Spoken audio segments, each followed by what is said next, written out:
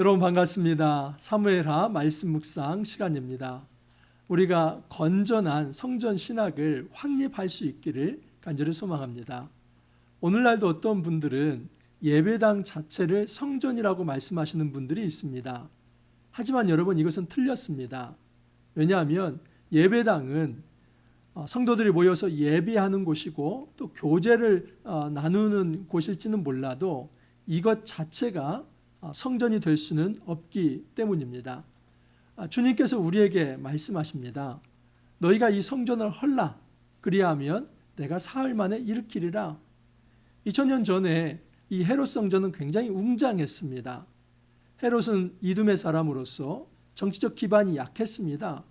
그래서 그는 성전을 지으면서 이 정치적 기반을 다지려고 했던 것입니다. 근데 예수님은 그러한 어떤 정치적 성전, 그리고 그 안에 온갖 부패와 또 하나님이 사라진 그런 어떤 도적의 소굴이 된 그런 성전, 예수님은 이미 그런 타락한 성전 필요 없다고 말씀하십니다. 여러분, 그 건물로서의 성전은 이미 효력이 정지가 되었습니다. 그래서 예수님께서 말씀하신 것은 내가 사흘 만에 일으키리라. 여러분, 사흘 만에 일으킨다는 것은 예수님의 십자가와 부활을 의미하는 것입니다. 그러므로 새로 만들어질 성전은 건물이 아니라 예수님 몸 자체입니다. 그리고 예수님의 몸으로 구성된 교회가 바로 성전입니다. 이 땅에서 진정한 성전은 예수님이 성전이시고 예수님과 연합하여서 교회 공동체가 된 바로 이 성도들 그 자체가 성전입니다. 그러므로 오늘날 우리가 성전이라는 말을 굳이 쓰고 싶다면 예수님을 성전이라고 말을 해야 하고 교회 공동체를 성전이라고 이야기를 해야만 합니다.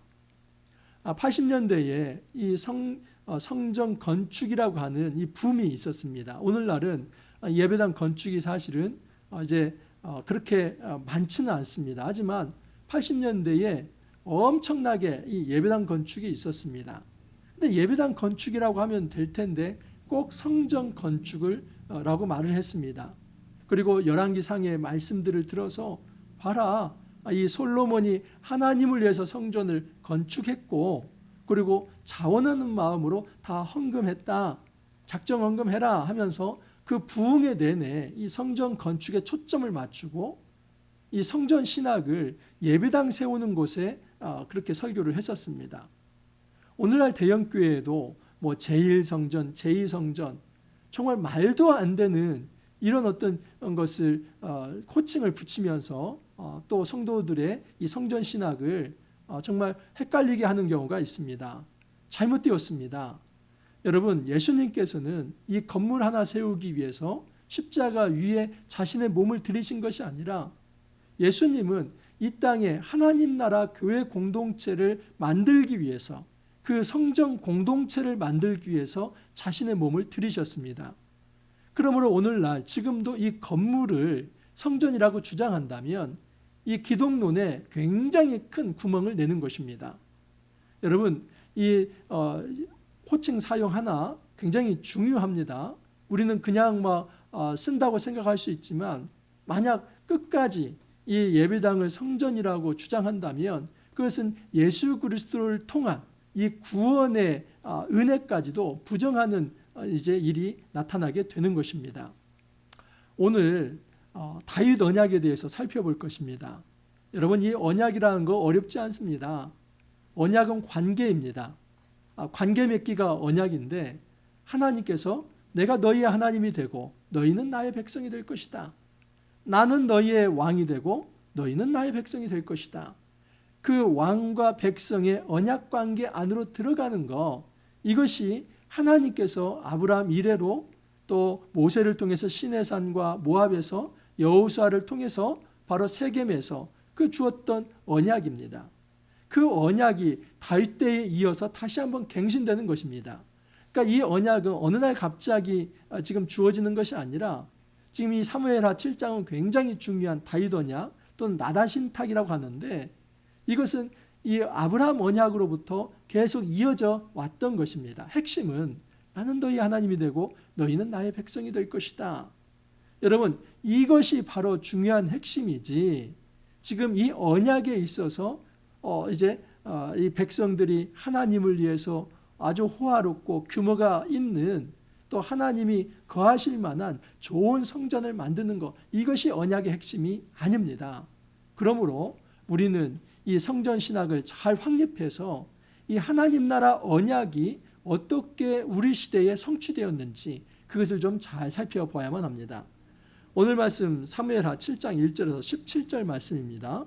1절에 3절을 보면 여호와께서 주위의 모든 원수를 무찌르사 왕으로 궁에 평안히 살게 하신 때에 왕이 선지자 나단에게 이르되 볼지어다 나는 백향목 궁에 살거늘 하나님의 궤는 휘장 가운데 있도다. 나단이 왕께 아뢰되 여호와께서 왕과 함께 계시니 마음에 있는 모든 것을 행하소서 하니라. 다윗에게 불편한 마음이 있었습니다.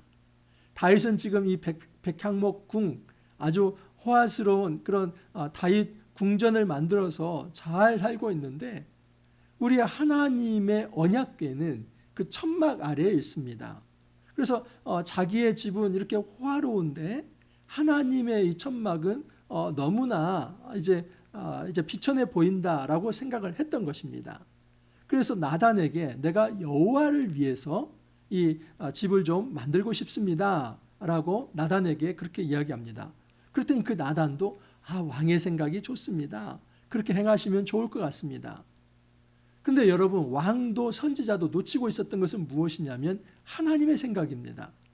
하나님의 생각과 상관없이 자기들끼리 지금 열정을 내어서 내가 이렇게 하나님의 은혜로 왕국을 세우고 또 이렇게 호화롭게 좋은 집에서 사는데 우리 하나님을 이 들잠자게 할 수는 없지, 하나님을 위해서 좋은 집을 지어야겠다, 그 열정을 내고, 또 나단 선지자도 좋습니다, 그렇게 행하는 게 좋겠습니다, 그렇게 이야기하는데 여러분, 이 말씀 가운데 하나님의 오케이 사인이 없다는 것입니다. 저희도 말씀을 드렸지만 아무리 선한 뜻이라 할지라도 하나님께서 오케이 사인을 내리지 않는다면 그것은 시행해서는 안 됩니다. 하나님께서 먼저 말씀하시려고 하는 것은 무엇이냐면 1절에 분명히 나타나 있습니다. 여호와께서 주위의 모든 원수를 무찌르사 왕으로 궁에 평안히 살게 하신 때, 여러분, 주도권과 주체가 누구입니까? 하나님께 있습니다. 하나님께서 주위의 모든 대적을 무찌르시고 다윗 왕을 평안하게 하셨다는 것입니다. 그러므로 인간이 하나님을 위해서, 하나님이 불편하실 텐데 그 불편하신 하나님을 편안하게 하실까? 그것이 이 말씀의 초점이 아니라 하나님께서 인간을 위해서 그 인간을 보호하시고 대적을 물리쳐 주시고 그 인간에게 평화를 주시고 안식을 주신다 하는 것입니다. 우리의 열정이 지나쳐서 이 하나님을 눈에 보이지 않는 분인데 이 눈에 보이게 그분이 이 땅에서 존경을 받도록 해야겠다, 그 열정이 지나치면 그것이 바로 우상숭배가 됩니다. 그렇기 때문에 우리 하나님께서 뭐라고 말씀을 하십니까? 너는 나 외에 다른 신을 내게 있게 하지 말라. 그리고 이 계명이 무엇입니까? 너를 위하여 어떤 우상도 조각하지 말고 또 그것을 만들지 말라고 이야기를 합니다. 여러분, 사실 이 우상을 만들 때 처음부터 여호와 이름과 상관없이 우상을 만듭니까? 그렇지 않습니다. 분명히 여호와라고 부르면서 금송아지가 바로 여호와입니다, 그렇게 말했던 거 아닙니까? 그게 바로 출애굽기 32장의 말씀입니다. 하나님은 제발 그런 짓 하지 말라는 겁니다.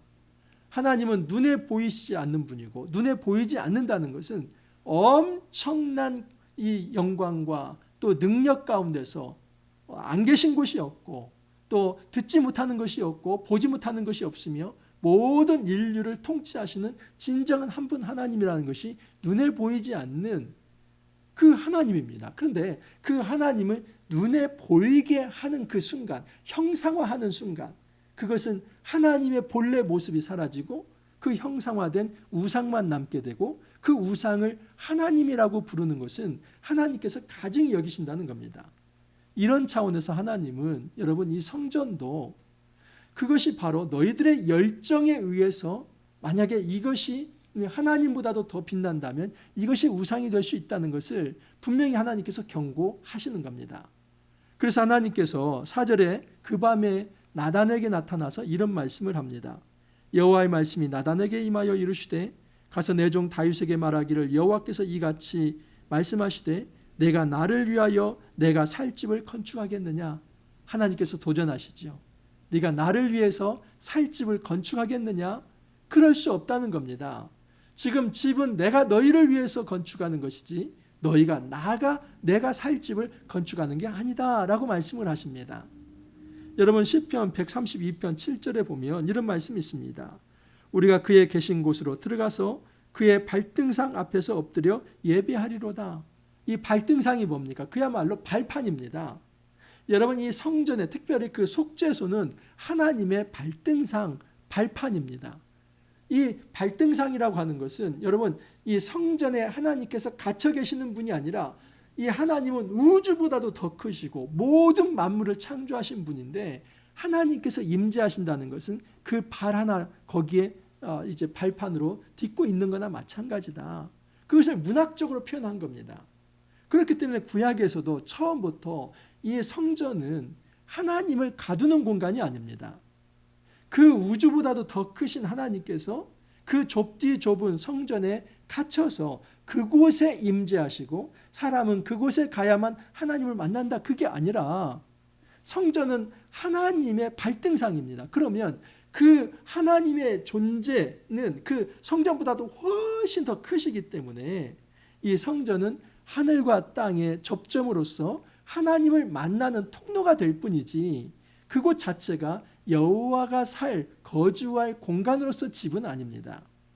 여호와의 집, 이것은 문학적 표현이고 이것은 하나님의 임재의 공간이라는 것이지 하나님께서 거기에 갇혀 사는 존재가 아니라는 것을 분명히 얘기합니다. 그래서 주님께서 이렇게 도전하는 겁니다. 네가 나를 위해서 내가 살 집을 건축하겠다고? 그건 난센스야. 내가 이스라엘 자손을 애굽에서 인도하여 내던 날부터 오늘까지 집에 살지 아니하고 장막과 성막 안에서 다녔나니 이스라엘 어느 지파들 가운데 하나에게 내가 말하기를 너희가 어찌하여 나를 위하여 백향목 집을 건축하지 아니하였느냐고 말하였느냐. 하나님께서 이렇게 말씀합니다. 내가 출애굽 이후에 성막에 있었다. 너희들이 보기에 굉장히 초라할지 모르지만 사실은 그 성막이나 성전이나 어떤 그 규모의 크기가 중요한 게 아니라 내가 임재하는 것이 중요했다. 그래서 내가 너희들에게 한 번이라도 내가 거주할 집을 화려하게 지으라고 말한 적이 있느냐? 없다는 겁니다. 여러분 분명히 하나님께서 말씀하시는 것은 이 기독교 그리고 여호와 신앙 이 예수 그리스도를 통한 우리에게 주어진 이 기독교는 지금 눈에 보이는 어떤 화려한 규모에 초점을 맞추는 것이 아니라 눈에 보이지 않는 하나님께 초점을 맞추게 하며 특별히 하나님께서 세워주신 이 교회 공동체의 생명성에 더 초점을 맞춘다 하는 것을 알 수 있습니다. 이 세상에 존재하는 모든 종교들 그리고 하나님의 종교가 아닌 다른 종교들은 반드시 이 화려한 성전을 지으려고 합니다. 보십시오. 모든 종교가 그렇습니다. 불교도 그렇고 힌두교도 그렇고 그렇습니다. 여러분 심지어 이 유대교도 여전히 지금 이 성전을 회복하려고 노력하고 있고 이슬람도 그 이슬람 사원이 얼마나 크게 해놓고 그 메카에 사람들을 이제 오게 만듭니까? 심지어 이 기독교도 사실은 이 타락한 모습 중에 하나인데 그 성전이라고 하고 예배당을 크게 세워서 그곳만 들어가면 은혜 받을 수 있다고 착각하게 만드는 거. 여러분 저는 어떤 예배당 무용론자가 결코 아닙니다. 성도가 모여서 예배할 곳이 있어야죠. 하지만 그곳 자체가 그 규모를 자랑하면서 그곳에 들어가야만 하나님을 만날 수 있다고 말을 한다면 그것은 매우 잘못된 것입니다. 우리 하나님께서는 교회 공동체 가운데 계십니다. 그러므로 건물이 중요한 게 아니라 건물보다 더 중요한 것은 사람이며 그 예수 믿는 사람들의 모임, 그 교회 공동체가 훨씬 더 중요하다는 사실입니다.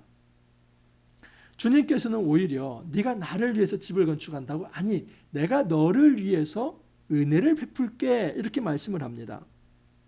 8절을 보면 그러므로 이제 내 종 다윗에게 이와 같이 말하라. 만군의 여호와께서 이와 같이 말씀하시기를 내가 너를 목장 곧 양을 따르는 데에서 데려다가 내 백성 이스라엘의 주권자로 삼고 내가 가는 모든 곳에서 내가 너와 함께 있어 내 모든 원수를 내 앞에서 멸하였은즉 땅에서 위대한 자들의 이름같이 내 이름을 위대하게 만들어 주리라. 우리 하나님께서 나단을 통해서 지금 다윗에게 주는 축복의 말씀은 이것입니다. 네가 나를 위해서 성전을 건축하겠다고? 아니, 내가 너를 위해서 축복할게. 네가 어디를 가든지 대적을 이기며 승리하며 네 나라를 내가 길게 할 것이다 라고 얘기를 합니다.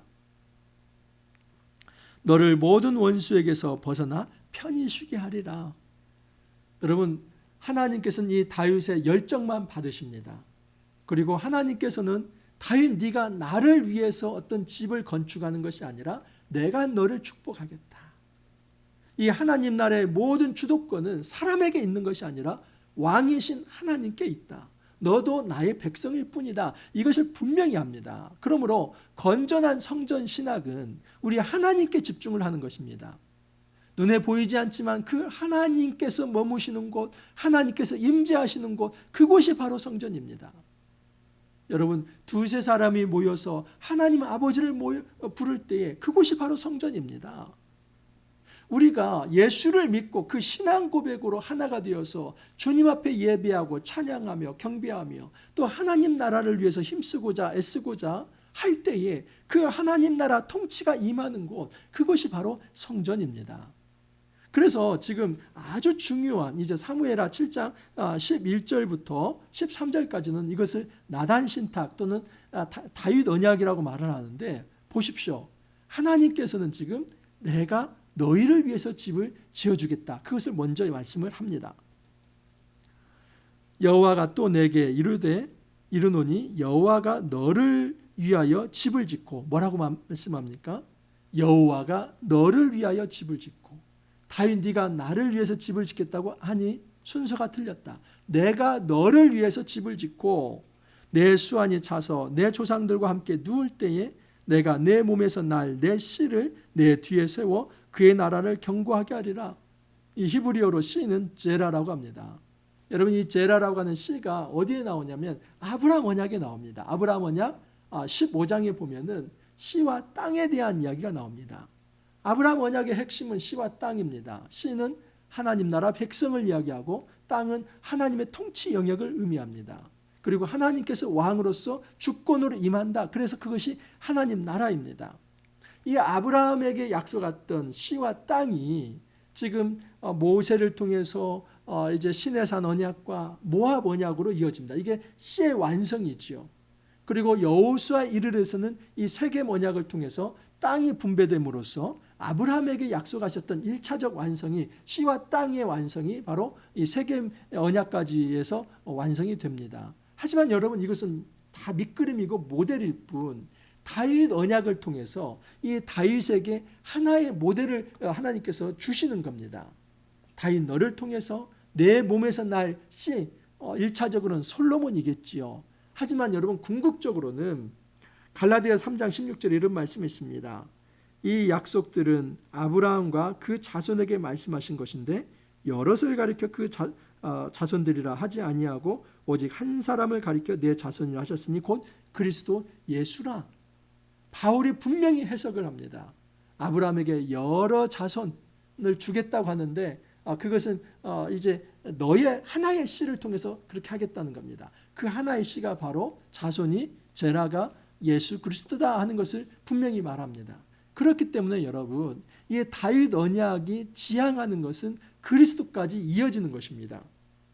마태복음 1장 1절에도 아브라함과 다윗의 자손 예수 그리스도의 계보라. 우리는 이 명단만 나오면 그 울렁증이 생기죠. 그래서 확 넘어갔는데 그러면 안 됩니다. 이게 하나님 나라의 아주 중요한 언약의 계보이기 때문입니다. 아브라함 언약, 다윗 언약. 그래서 아브라함과 다윗의 자손 예수 그리스도의 계보라. 아브라함과 다윗의 자손 그 씨, 바로 제라, 그분이 바로 예수님이다.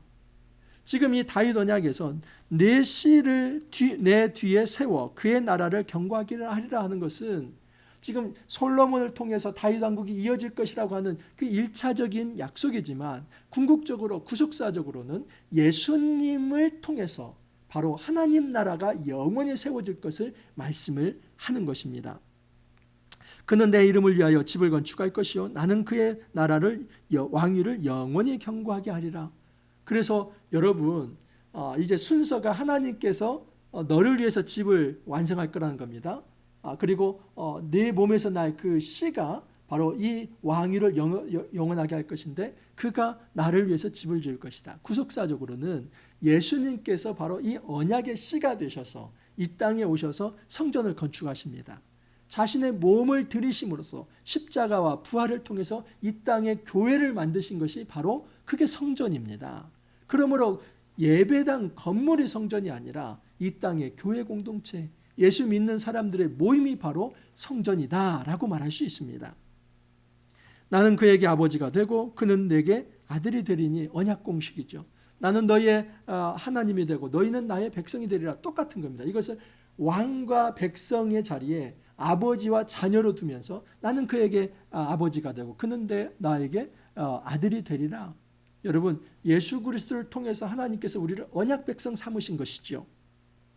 16절에 보면 내 집과 내 나라가 내 앞에서 영원히 보존되고 내 왕위가 영원히 경고하리라 이렇게 말씀을 합니다. 여러분, 다윗 언약은 하나님 나라 언약입니다. 이 하나님 나라 언약은 내가 하나님을 위해서 살 집을 건축하는 것이 아니라 하나님께서 우리에게 하나님 나라를 완성해 주신다는 것입니다. 어떻게 해요? 예수 그리스도를 통해서. 그렇기 때문에 우리의 열정은 수정이 될 필요가 있습니다.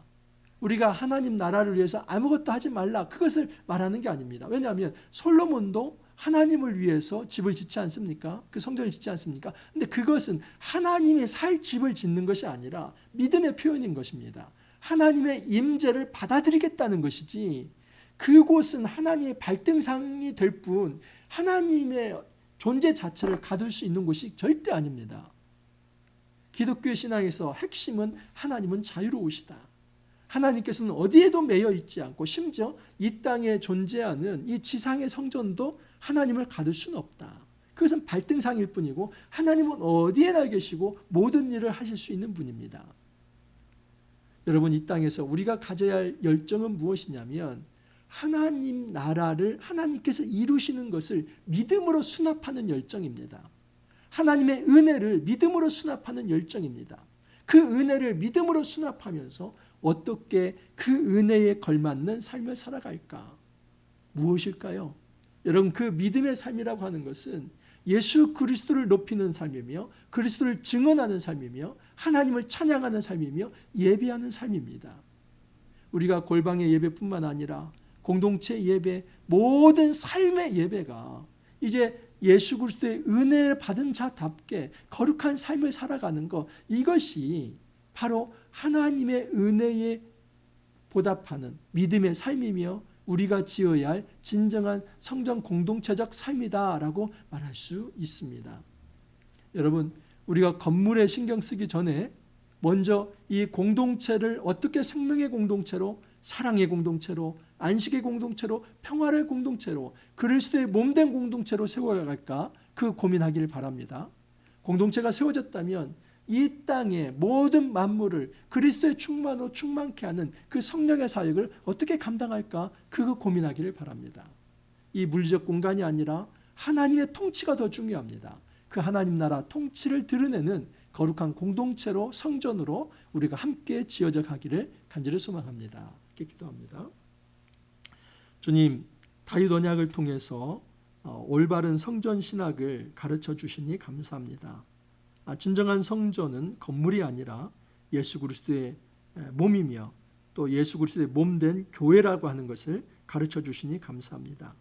이 땅에서 눈에 보이는 업적을 통해서 이제 이 신앙을 또 하나의 우상화로 만들 것이 아니라 이제는 주님께서 주신 이 은혜에 보답하는 마음으로 믿음에 반응하면서 공동체를 이루고 그 안에서 주님을 좇는 제자도의 삶을 살아서 이 땅에 하나님께서 드러내시고자 하는 참된 평화와 참된 생명을 이제 교회 공동체가 성전이 되어서 함께 드러낼 수 있도록 은혜를 더하여 주옵소서. 주님 감사하옵고 예수님 이름으로 기도하옵나이다. 아멘. 여러분, 우리가 거시적인 성전입니다. 저는 말씀의 빛교회 소속이지만 또 말씀의 빛교회는 한국교회, 또 한국교회는 전체 이 하늘교회에 다 소속이지 않습니까? 그래서 우리가 지역교회는 다르다 할지라도 예수 그리스도 안에서 하나의 성전이 된 것입니다. 이거 기억하면서 우리가 바른 성전 신학을 가지고 또 힘있게 살아갈 수 있기를 바랍니다. 오늘 하루도 여러분 화이팅 하시고 내일 또 찾아뵙도록 하겠습니다. 감사합니다.